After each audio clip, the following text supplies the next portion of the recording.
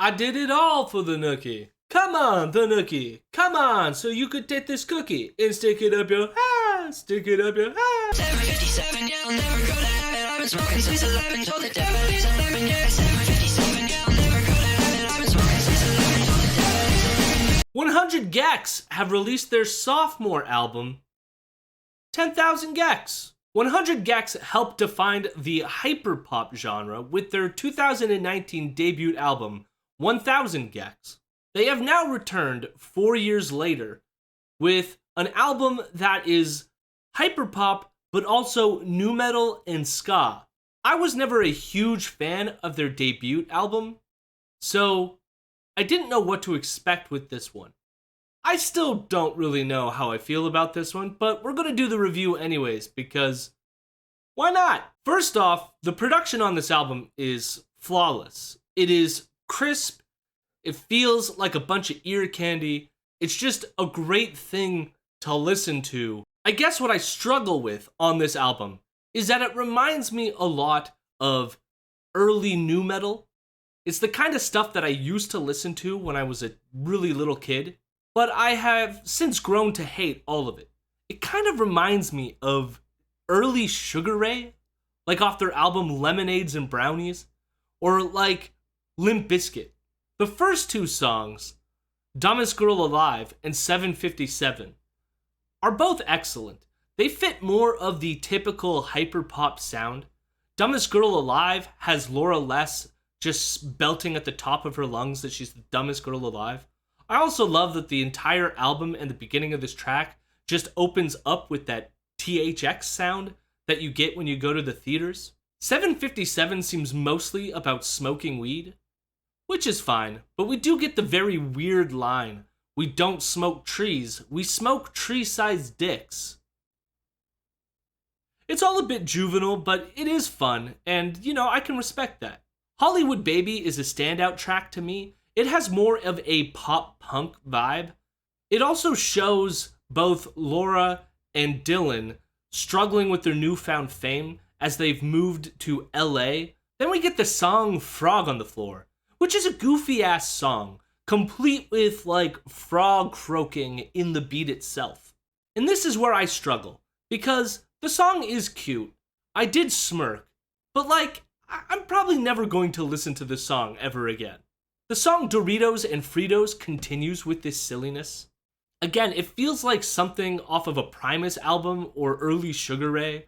It has a kind of catchy hook, but I can't imagine coming back for more. There is even a hint of some ska influence here with the upstroke on the guitar. We then get the song Billy Knows Jamie, which is just basically a Limp Bizkit song. You even have the sound of the DJ scratching. And to be honest, I've listened to enough Limp Bizkit in my life. I don't really need any more. The song $1 Million just repeats the title over and over again to an industrial beat, which actually kind of sounds pretty cool. But again, am I ever going to come back to this? The track The Most Wanted Person in the United States samples Insane in the Membrane by Cypress Hill, which again is another throwback to that kind of rap rock nu metal genre.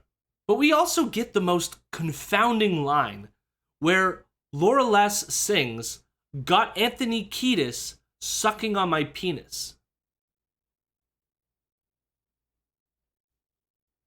Alright, sure, why not? Why not? The song I Got My Tooth Removed is just ska. It literally is just a ska song. There's no hyperpop here, there's none of that. We just got horns, we got upstroke guitars, we got a skank pit going at Warped Tour here. That's what we got. I got my tooth removed. The album then ends with the song Me Me Me Me, which feels like the album saying this was all a meme.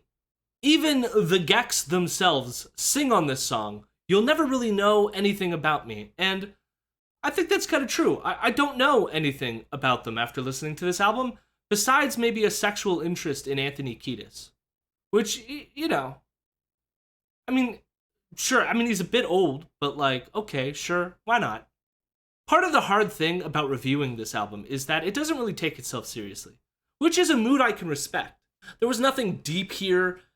It was just fun to listen to, which is fine. I guess the part that I struggle with is that I don't know that I will be listening to this album in a few years. I feel like it feels good now because it's just fun and silly. But I doubt there's going to be like a moment in my life where I sit down and I'm like, man, I really need to listen to that 10,000 gecs album by 100 gecs. But simply given the fact that it is fun to listen to right now, I would give this album a 7 out of 10. And we'll look forward to their next album, which I imagine is going to be titled 100,000 gecs. I'm taking a guess. Nostradamus here. We're getting 100,000 gecs in the future. You know, now they're probably just going to like spite me and not do that and prove me wrong. But thanks for watching the review. Leave a comment. What did you think about the album? What do you think about the attractive qualities of Anthony Kiedis? How many tree-sized dicks have you smoked?